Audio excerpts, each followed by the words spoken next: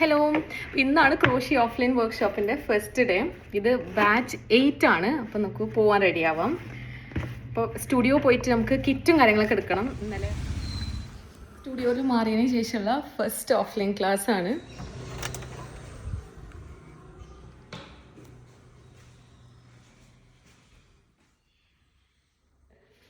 Pack ചെയ്ത് വെച്ചിട്ടുണ്ട്. അപ്പോൾ അതൊക്കെ എടുത്തിട്ട് ഇറങ്ങാം.